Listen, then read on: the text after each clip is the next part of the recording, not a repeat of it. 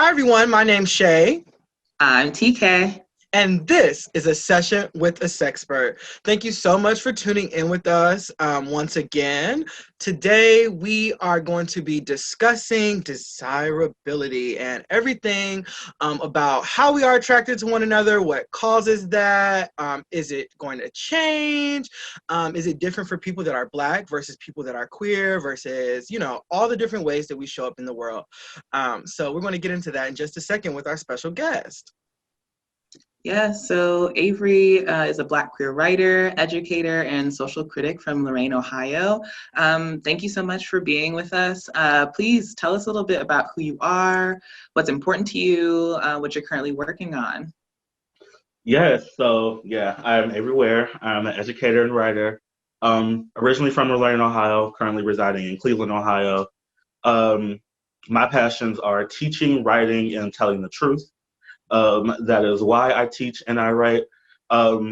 We sort of live in a post-truth era, thanks to thanks to Donald Trump and his alternative facts, and not just Donald Trump, but the culture and the systems of power that created him, right?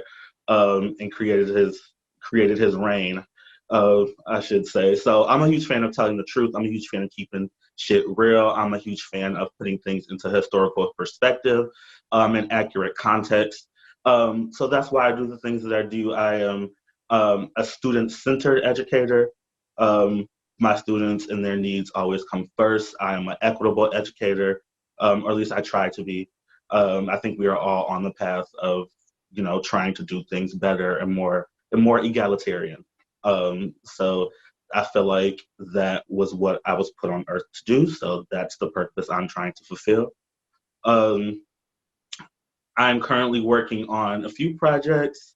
Um, at the top being the podcast Drag from the Left with my great co-host Juanita Bynum. Y'all might know her. Yes. She might be a familiar face. That can be shameless plug. That can be streamed everywhere live Sundays at 6 p.m. on stereo. And then full edited episodes are out on YouTube. You can find us at Drag from the Left or Drag FTL. Yeah, Drag FTL on all social media platforms and on YouTube. So check us out. I'm also working on a few writing projects that I can't talk about yet, but should be out momentarily. Oh, how exciting. Thank you so Yeah. much for sharing. Yeah. And I am honored, as always, to be here and work with you both. It is always a pleasure. So thank you for having me yet again. We are so excited to have you back. For those of you who don't know, Avery was a guest at the Youth Leadership Summit this year, where they spoke on desirability politics and the implications that that has on consent. But today, we're going to be talking about desirability from a different scope and a different perspective. So if you wouldn't mind, Avery, could you share with us what the term desirability means to you? Yes. So desirability is quite literally a politic. And at its kind of rarest form, it is who has the most erotic capital, who is deemed desirable, who is deemed fuckable. Um, and we determine who is deemed by that by kind of socialization and again, systems of power that elevate different skin tones, body types, ability statuses over the others, right? So that in the simplest definition, that's what it is. But it's not only about who is fuckable and who isn't. It's about who we decide to call friends, who we decide to surround ourselves with, even in platonic and professional sense. It determines who gets promoted at work or who works get published. Um, it determines who gets longer sentences, who gets shorter sentences, talking about, judiciously, criminal justice system. It determines who may get a lease over somebody else. The way we look holds so much capital that I don't think we can fully wrap our minds around um, how central it is to our everyday lives and how much privilege comes with how you look. Um, Sometimes it's deemed pretty privilege, but I think that is a very, while it's accurate and while that's valid, I find that to be a very um, novice understanding of the politics of desire. I see. Can you explain a little bit more about why you feel that way? Like, what do you feel is a more accurate way of, or a more encompassing way of explaining what desirability is? Yeah, like I said earlier, I think a more fully encompassing way is to name it and to label it a politic because that's what it is. Just like we have our politics concerning economics or our politics concerning crime and criminal justice, who is deemed desirable and why is also a politic, right? Um, so that's how I would, for a more accurate censure, I would name it just that, right? Um, and it is a politic because it is derived from a colonial understanding of attractiveness, right? Um, it is derived from how you look is in direct correlation with your labor, whether that's going to be exploited and at what degree, as opposed to someone else, right? So all these things work together. Like nothing is in a vacuum, um, and it's a little, I think, confusing for some people because we have been socialized that we find people attractive in the because it's inherently innate, right? Um, we are not taught that we are programmed, like literally as engineered, um, from literally the day you take a breath of who you find attractive and why, right? And that is because of systems of whiteness. That is because of systems of capitalism. It is about white supremacist patriarchy capitalism, right? But those things aren't always drawn together because, like, it's just who I find attractive. It's just who I want to sleep with. There's no politics involved in that. It's just my preference, right? When your preferences are engineered by a whole other external factors that have to be taken into consideration if we're going to be honest about who we find attractive and why. Some people even say that phrase that there's like a thin line between preference and prejudice. And I think in some cases in which people maybe even discuss it, they may actually be synonyms, like rather Yeah, than one Right. yeah. or the other. It's I not was a going to say line there that is you no line. cross. Exactly. It's not a line that you cross. It's one that you kind of just sit on and straddle. Yeah. There's, rather sit on is one that you're placed on. And it's up to you to get off of it, right? A lot of people would rather sit on the line because it's more comfortable. Because if not, you have to interrogate, your own biases, right? And that makes people uncomfortable. No one wants to do that. It's hard work. Right. How would you say that desirability specifically has played out for Black people, especially multiply marginalized Black people, like Black, queer, and trans people, both in the past and now? I know earlier you brought up colonialism kind of inflecting and informing desirability. So I'd love Mhm. for you to kind of tease that out in a way that's a bit more, like tangible for people. Yeah, absolutely. So the way we understand desirability is quite literally a colonial object, right? It is a byproduct of settler colonialism. Um, that's, and I say that because race, gender, capitalism, all these things are byproduct of colonialism, and all these things, affect desirability, right? Um, so when we look at who is deemed conventionally attractive, right? Who is deemed as the most fuckable, they usually align with Eurocentric beauty standards, right? The lighter the skin, the better. The slimmer, the better. The more muscular, the better, right? If you're able-bodied, that's all the more better, right? So it affects. That's a very loaded question because it affects Black people in many ways, right? Um, and all Black people are not going to have the same reaction, because for me as a dark skinned, furry fat person, I'm going to have probably a little bit more critical or nuanced opinion about desirability than a thin light skinned person with green eyes might have, right? Right. um, because it's more, um, the politics of desire really kind of suit them in a way that they don't suit me, right? um, But race, no matter what your sexual field is, no matter what your community is, um, us being Black people, we are automatically kind of deemed undesirable, right? I mean, it's been written into law, it's been codified, it's been socially accepted, it's been politically accepted.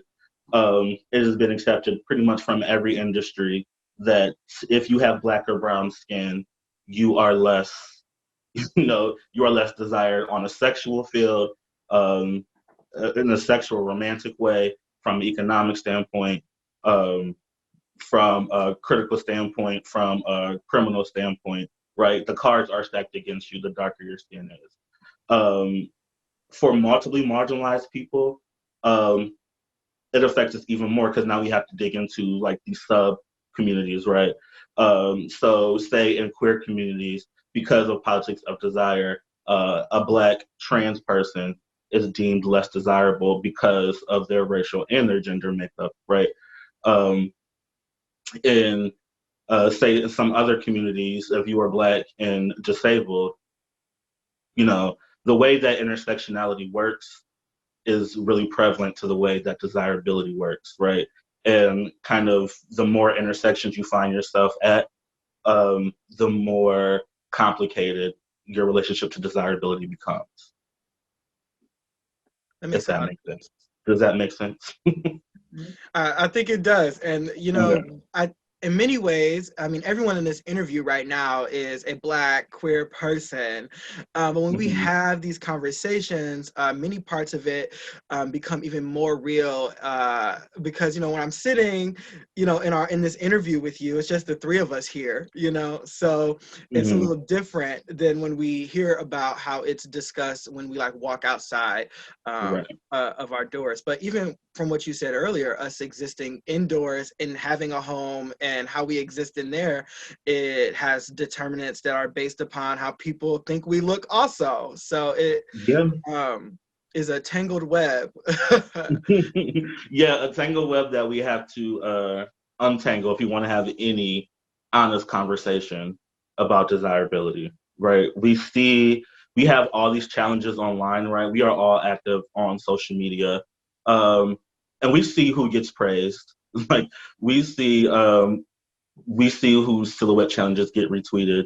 We see who gets the most likes, right? Even if we are not in those, virtual communities, someone who we follow probably is. So we get, you know, roped into it as well.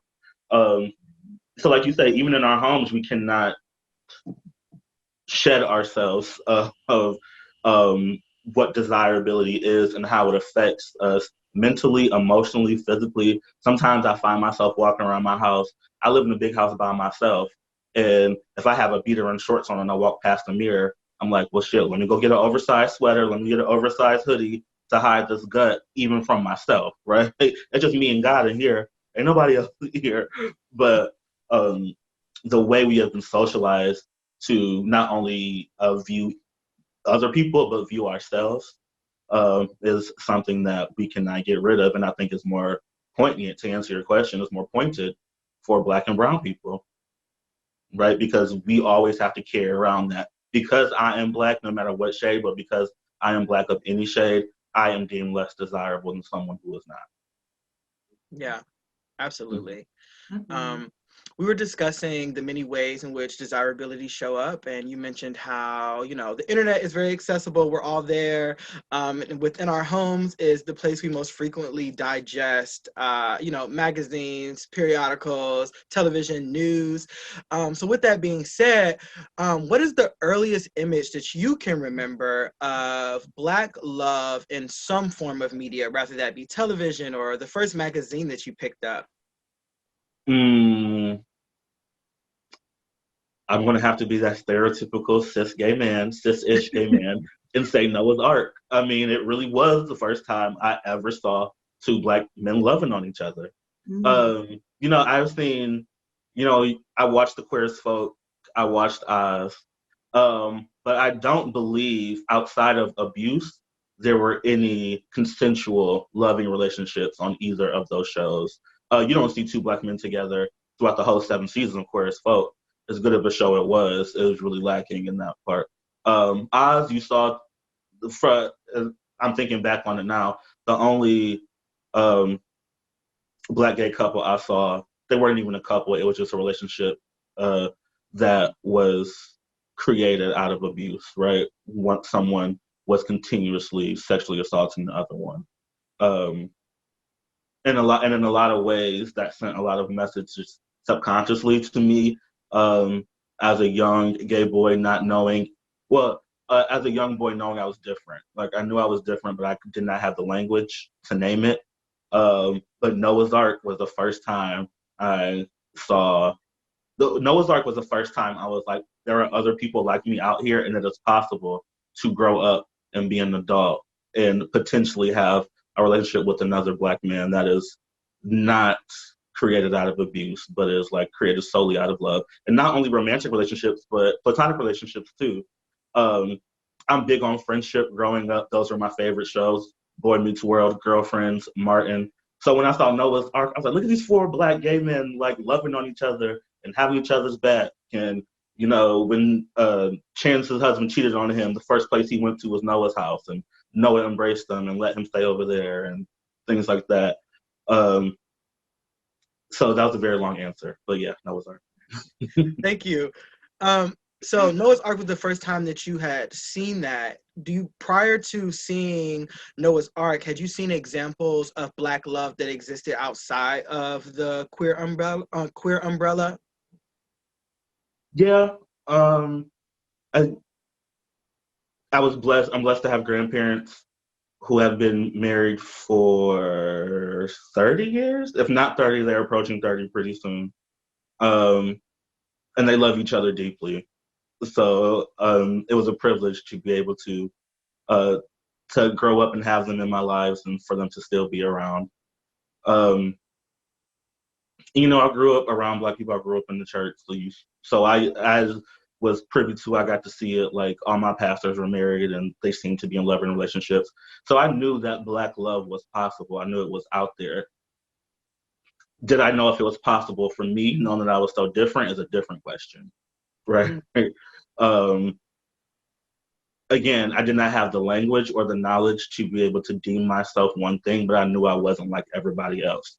And it's funny that you asked that question of Black love, you know, outside of the queer umbrella, because like I saw it and I knew it was real and I knew it was something that could be achieved for me. But I always knew, even knowing that not having the language or the knowledge, but I knew that if that was the thing that I wanted, I knew that there were parts of myself that I would either have to hide or kill off all on itself or pray away all on its own, right? Um, and as a child, as a teen, as an adolescent, those were things I wrestled with. Like, do I want to conform or do I want to figure out what this difference is about me, right? And I ultimately decided the latter. Well, I tried to like conform and, you know, do the thing that young Black boys do, like date the girls and try to seem as ultra masculine as possible. Like I got into the fights, I played football, like I did all those things as a shield, to say like if I lean into this, if I lean into it hard enough, if I lean into it far enough, then maybe, you know, it will dissuade that other part of me that knows I'm different and is attracted to boys around me. Um, so it was, I knew it was possible. Did I know if it was possible for me? I didn't. I never saw, um, growing up in Lorraine, that's a very small and insular place. No one even says the words gay. I did not know what gay was. I did not know what transgender was. I didn't know what the fuck a drag queen was, right? I didn't know what a lesbian was. We did not have the language. They did not equip us with the language. And that was probably by design. They did not equip us with the language to know what these things are. Because if we don't know what they are, we can't label that for ourselves. I feel like that was the logic. Um, but just because we can't label it doesn't mean we are not that, and doesn't mean we don't feel these things. Um, so it actually does more damage, um, because we feel a certain way, but we don't have the language to um, name that for ourselves. So now the search is on. Now we're trying to figure out what that thing is. Um, and sometimes, at least in my experience, I can't speak for anyone else, but in my experience, it manifests in really violent and harmful ways. I see. Yeah. Yeah. So I guess, you know, thinking about where you are currently in life, you know, probably have like a very good grasp of the knowledge and the lens in order to better like analyze the things that are around you, and also just, I don't know, get a good sense of how media and representations have changed over the years. What is your appraisal of current representations of Black love, and especially like Black queer love now? You know, like from my point of view, we have shows like Insecure, where like the love is primarily between Black cis people. Works like Pose or Moonlight, where if we see Black love, it's between Black cis gay folks. And if the Black trans people remain alive during these works, they're not with other Black people. And then, you know, we got Shondaland, where it's swirl agenda 24/7, where Black people are only loved if, like, they're only loved by white people, like they're only lovable by other white people. So what is your appraisal of how things are currently looking for Black queer love, Black love in general in the media? It's lacking. It is very much lacking, right? I said Noah's Ark earlier, and I would actually have to, outside of Moonlight, and that wasn't even. It was a love story, but it was less of a love story, more of a coming age story for the main character. But Noah's Ark was probably one of the only pieces of media. I know there are others out there, but the fact that they're not jumping out at me speaks volumes in and of itself, right? Most times you see Black queer people, and I don't want to say Black queer people, I'm just going to say Black cis gay men on screen. They're, like you said, they're used, it's not just in Shondaland, like it's prevalent pretty much everywhere. They're in an interracial relationship, and not just an interracial relationship, but with a white partner. And that speaks volumes to the cultural property of desirability, the cultural property of queerness, and the cultural property of just kind of, I'm trying to word this diplomatically, kind of community and the rights and the strength to choose your partners, right? When you routinely see narratives of Black gay men with white men, that sends a very clear message, especially to younger, Black queer people. Like, I had Noah's Ark, but in a way, I think that when it comes to representation and seeing myself in media, I felt like I was better off than, say, a 14-year-old me was living in the now of today. And I see we have more representations of Black queer men, but they're always with a white partner, right? That's a very distinct message that if you want to be desired, you need to, float this way. If you want any kind of acclaim or success or upward mobility, you need to float this way, right? That is people that do not look like you. There are people who may not have the best intentions with courting and fucking you, right? And I don't want to deem every white person that way, but sexual racism is real, fetishization is real. And it'll be one thing if we got all these damn interracial couples, and that was a central part of the narrative, right? If those were things that were being unpacked, but they're kind of just ignored, right? They're never talked about. Right. It's just like, plot Black man with white man, here's your gay couple, here's a representation y'all asked for. It's very much like you have it now, scurry along. You can't say that we didn't give it to you, right? Another caveat to that is when you see Black gay men in media being loved on in relationships, no matter who that relationship is with, that Black person is primarily light-skinned. I think we would be hard-pressed to find more than 5 of them that are darker than a brown paper bag. And that also speaks volumes about desirability and belonging and cultural property. Because what does that say to the dark-skinned boys? What does that say to the fat dark-skinned boys? What does that say to the differently abled, Black gay boys, right? which They're always like brings me Black back. trans women and like, Yeah, right. And I non-binary even get there because I'm gonna talk about Pose too. folks. Right. Matter of fact, let me just get into it because Pose is one of the only places where you see Black trans women in relationships, right? And even that representation is lacking, right? Because if I can think correctly, the only relationship in Pose that involves a trans woman is Angel and what's Poppy. that boy's name? Poppy? Poppy, right? And they light as the live long day, right? It's light, lighter than a brown paper bag, right? When you got two fabulous dark skinned trans girls on that show, one was in a relationship, but one again based out of control and abuse, right? She wasn't being physically abused, but that kind of controlling narrative is one of abuse in my book. And then Candy, who was never in a relationship, was never loved on, period, by any of the cast members, not even in a platonic way, and got killed off violently. Yeah, I had to stop watching the show after that. Yeah, a lot of people did.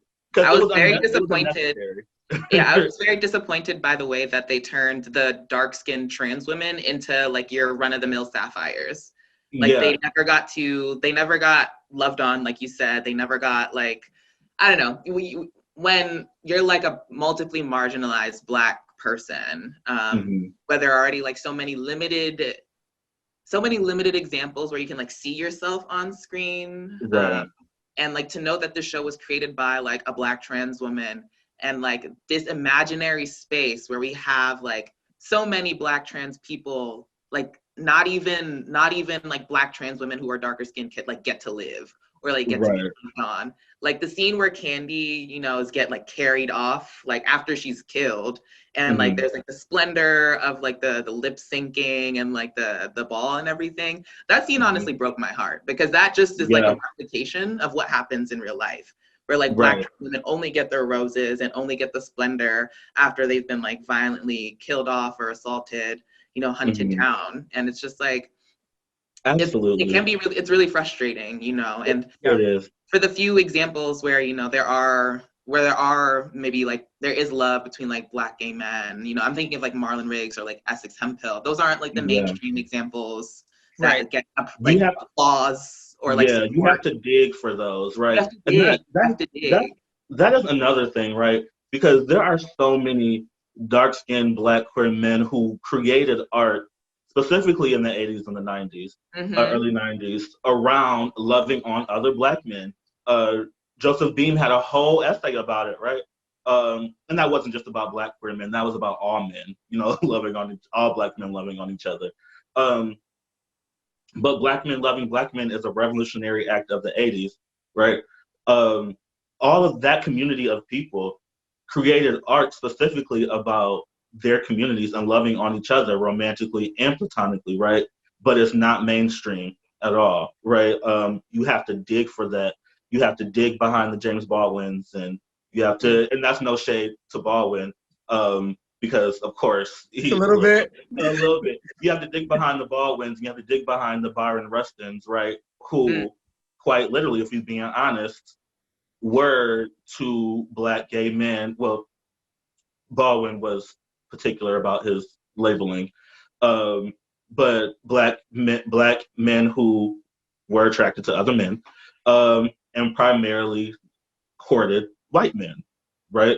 And that was prevalent in both of their works, right? Byron wasn't necessarily a writer, but he was an activist. And if you go back to the 80s and the 90s, and you see some of these gay organizations he was affiliated with, it was the Black and White Men Together organizations, right? There was actually one called Black and White Men Together that he was a part of. And while Baldwin wasn't necessarily a part of those organizations, it was prevalent in his work, his desire to be in close proximity to white gay men, right? So you have to dig behind some of those to get to the Marlins and the Beams and the Henfields. This whole vast body of work, right? That was all about, Black queer men loving on each other and all about Black queer men's response to the AIDS epidemic. and all about like cis communities and their response to dealing with the homophobia, and sometimes some of the colorism, and all about Black queer loneliness, right? That was all of Joseph Bean, not all of, but that was a lot of Joseph Bean's work, right? And I never said this publicly, but one of my goals as a writer is to write a Joseph Bean biography. Because why his work isn't so accessible, his story needs to be told, because it is quite literally the narrative of most cis Black gay men that I know, right? Coming up and have to deal with the homophobia in Black communities, and then going out and getting into the life, which he called it, and realizing that it's not all sweet over here too. I still got to deal with shit being a dark-skinned gay man, right? So, and then for him to contract the disease and tell very few people, didn't even tell his mom, and died alone in his bathroom and was not found for days, just kind of speaks to I'll say this. My mom asked me a few years ago, she was like, "Are you lonely?" Because one of her biggest fears for me is like being by myself, which I don't necessarily mind. I like being alone. But she was like, "Are you lonely?" And I was like, "Mom, I'm a Black gay man. Like, loneliness is a part of the ticket. Like, that's kind of what you sign up for when you sign up for this life. It's being alone, right?" And we can get into that. That's a whole other conversation of that politic. But we have this vast amount of work by these Black men that loved other Black men, and it is buried behind it's buried under whiteness, right? And people that want to be in close proximity to whiteness, right? That's desirability too. It's not just about who I get on the apps and who I decide to tap or swipe right on. It's about, like I said, whose work gets elevated, whose work gets buried, the narratives that were fed versus narratives that are hidden. So I'm talking a lot, so feel free to stop me. But it's just something I'm really passionate about. Like, this is the work that I love. And I'm so glad we got onto the Hempfield and the Beings, because their work in the 80s and 90s was so paramount to how I view, and not just them, but the people that influenced them, the Audre Lordes and the Black queer feminist like movement and that politic is really what fused my kind of like intense passion for this work, right? So yeah, next question, because I'll just keep going. Well, just to wrap up discussing media, Dikema, scratch that. Shay, oh no, you're TK. Lord, I'm losing it. Back at the top of the sentence, you good. It's like when your grandma was trying to call you and she called you by everybody else's name. Like, Thomas, Cameron, you know what your name is. Come on. TK, you had mentioned the example of Candy in Pose, right? And Candy again played into that, which is now almost like a trope on television, which is exactly what it is. And she died violently, but then also at the tail end of that, we find out in the narrative that Candy is HIV positive and has not told anyone, and has potentially passed HIV to partners unknowingly to them, which was part of the subtext of alluded to in the story. So now we have also told people, again, playing to the narrative, that trans people are also fraudulent in some way, and right, and inherently criminal. And inherently deceiving people. Yeah. Right. Like pathologizing the Black trans person, literally, like with like this illness, and yeah. And we see this in shows that are intentionally casting and telling stories and narratives of Black, queer, trans women who are, in the United States right now, the people who are getting hit the hardest, and have been. If you could choose, if you had this magic pen and you could do whatever you wanted, right? How would you see the evolution of love and desirability for Black queer folks, particularly those who are not cis, play out in media and television? Give them the same roles, the same opportunities that you give these way weather everyday white people, right? give them romantic leads, right? Give them don't give them stories solely based in trauma. Don't give them stories solely based um, in bigoted stereotypes, right? Let them have what's that movie? One of my favorite white rom-coms is Something Borrowed, right? The silly movie about this girl who's in love with her friend and ends up with him at the end, right? Let them be in what's that movie? Jump in the Broom, that TD Jakes movie, right? Give our dark skinned trans girls those roles, right? Um, give them the Insecure television series where it's an 8 episode arc for a season, and they are navigating, dating in LA as a Black trans girl, but the story is not steeped in trauma, right? And the justification for it is this is real life. This is what happens. Like we have to tell truth for narratives. Um, but joy also happens, right? Love also happens. Sex also happens, even if it's not connected to romance, right? Even if it's just connected by pure pleasure and lust, right? Those things happen for them too, just like it happens for everybody else. So why can't we tell that truth? Why is the only truth we have to tell based in trauma, right? So that is what I would love to see. Give them those horny ass, give them those like run of the mill, the stories that are told over and over again, right? Give them those roles. Like let them be in a sex scene, kind of like the Billy Porter sex scene in Pose, right? Something that we don't see often. Like let our trans girls do that. Like let our fat people do that. Let our non-binary, let our intersex people have those scenes where they can be reflected accurately in media, and the only representation that they get is violence and harm, right? Give us something different. Like we've done this before. We do this already, and we know the reality. You're not the target audience for Pose.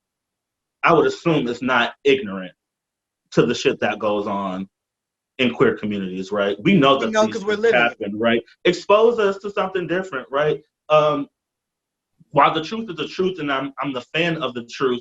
The truth is a lot of times multi-dimensional. It's multifaceted, right? So while the violence is real, the joy and pleasure is also real. So give us that too.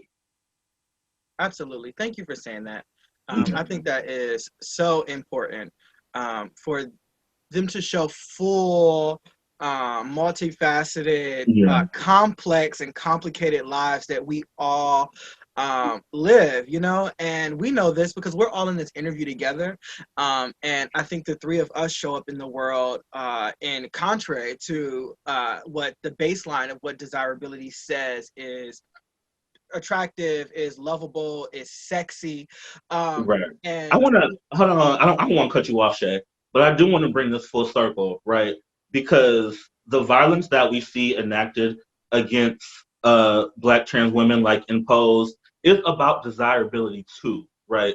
While the core audience for the show about Pose is probably people like us, the people that they want to attract, and this is for every television program, not just Pose, but the people that they want to attract is the dominant culture.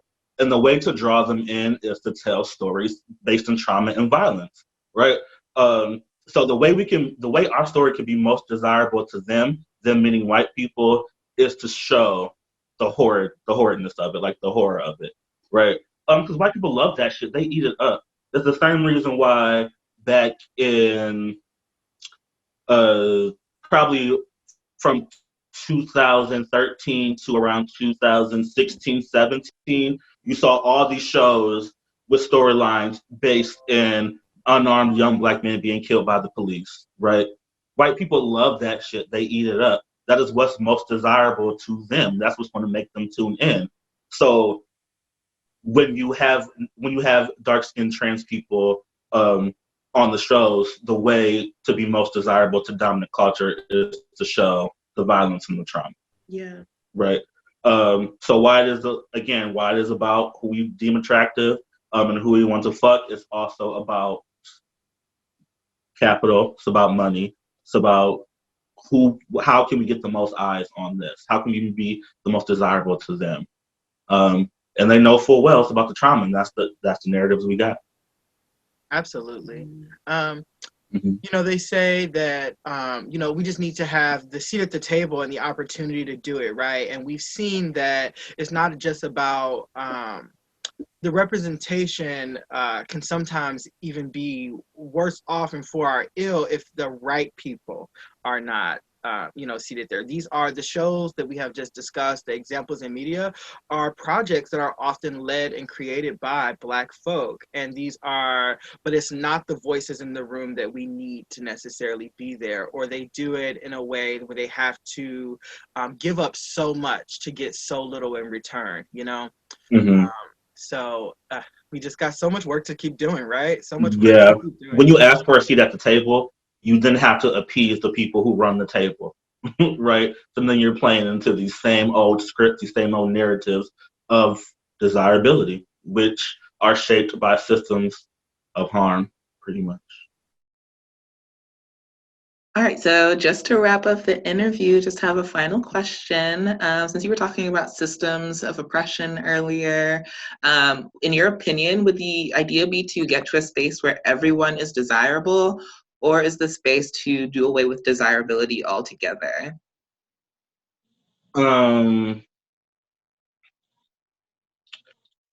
I think the answer to that is the latter, but the way we would get there is a lot more complicated than I think one would think. I think in order to do away with desirability altogether, the vast amount of people would have to adopt an abolitionist politic. Mm. And while abolition is heavily associated with police and prisons, and rightfully so, right? An abolitionist politic is, for me, at its core, is about rethinking, reorienting all of these systems that we have been socialized to kind of accept and deal with, tear them completely down, and rebuild something completely different, right? Is that possible? Is yet to be seen and determined. But I think if you want to do away with desirability in its current form, we are going to have to tear down all of the things that abolitionist folks talk about, right? We are going to have to tear down capitalism. We are going to have to tear down neoliberalism. We are going to have to reorient our understandings of race and colorism and body politics and gender and even sexuality at some point. So um, I think that if we wanted to play with a desirability in its current form, a lot more people are going to have to uh, adopt an abolitionist politic. And also sounds like it's a, oh yeah. yeah, thank you for sharing. That's just how I feel about it. Because in a perfect world, I think most people, especially people who the politics of desire don't really work in their favor. I think most people would say like, yes, let's do away with all this desirability bullshit. I don't want to have to think about me being heavier or me being darker or me being furrier in order to fuck the people that I want to fuck, right? I want the people that I'm attracted to be attracted to me and not be dissuaded by my weight or by my skin tone or whatever the fuck. And it sounds great in theory, right? But it's going to have to be a lot of footwork behind that if we ever want to reach a society where your weight or your skin tone or your ability status does not affect your erotic capital. It's going to have to be an anti-capitalist, approach to that. There's going to be a whole lot of anti-work going on. That's hard. That is labor. That is hard work. Not only for ourselves to adopt that, but to organize and to educate around that too. It's a lot of hard work that, as we see, some people are not willing to put in. So yeah. Yeah. That's all I got. If I may ask you just one more question. Shay and TK are firm in the abolitionist mindset, and not to speak for you too, TK, but I think we could both agree. If you could give a word of advice or a call to action, if you will, to individuals that are just entering and listening to this, what is something that they can do, something tangible that they can do today to show up in the world in a way that is not so toxically dipped in the politic of desirability? Yeah. Step number one, interrogate who you find attractive and why. Right? Write down your top 10 crushes. Right? This is just like some bullshit thing that just popped in my head. Write down your top 10 crushes. If they all look the same, if they all white and they look like they work out 7 days a week and they're all able-bodied and they all have a degree of some sort or something like that, that's something you need to interrogate. Why is this crop of people, this specific designation of person, the people I find attractive solely, right? To juxtapose that, write down maybe the qualities you don't find attractive. Write down the qualities you would not want in a sexual partner, and interrogate why those things are on that list, right? That's going to take a whole lot of honesty. It's going to take a whole lot of brevity. It's probably going to take a whole lot of time. And that's just an exercise because I'm a writer, I'm a visual learner. So writing lists and writing things down helps me. So you don't necessarily have to write these things down, but think about it. Think about the person you want to fuck most, right? Think about your top celebrity crush. What does that person look like, right? Bring up another image that is the complete antithesis of what your ideal partner looks like, right? And interrogate that. Like, is it because of their weight? Is it because of their skin tone? Is it because of what you perceive to be their intellectual level to be? Is it because they're differently able, or have other abilities? Like, what is it about the people you find attractive that you find them attractive? And on the other end, which is probably the more pointed question, is why are these people on this list? Why do I find them not attractive? What makes them not attractive, right? And to begin to marinate on that, right? Don't convict yourself now in this moment. Don't convict yourself. Don't feel bad about it. It's just the facts. It is what it is, and interrogate it, right? And then think about what social cues, what social messages have been sent to you that you feel this way about these two different groups, right? So not only this is who I find attractive, and this is who I don't. Why and how did I get here, right? Is it something that I saw on TV? Is it something that my parents fed me? Is it because of my friend group? Would you normally find these people attractive, but you're friends with certain people, so you would not go up to them at a bar, you would not message them on Tinder or whatever. In short, interrogate why you like what you like, interrogate why you don't like what you don't like, and then be real honest about yourself of why that is and how you got to this place. Absolutely. Yeah. Thank you so much, Avery, for being here with us today. I've had a great time discussing the topic of desirability with you, and we look forward to the next time that we can have you here and discuss some things a little bit further. My name is Shay. I'm TK. And this is a session with a Sexpert. See you later, everybody.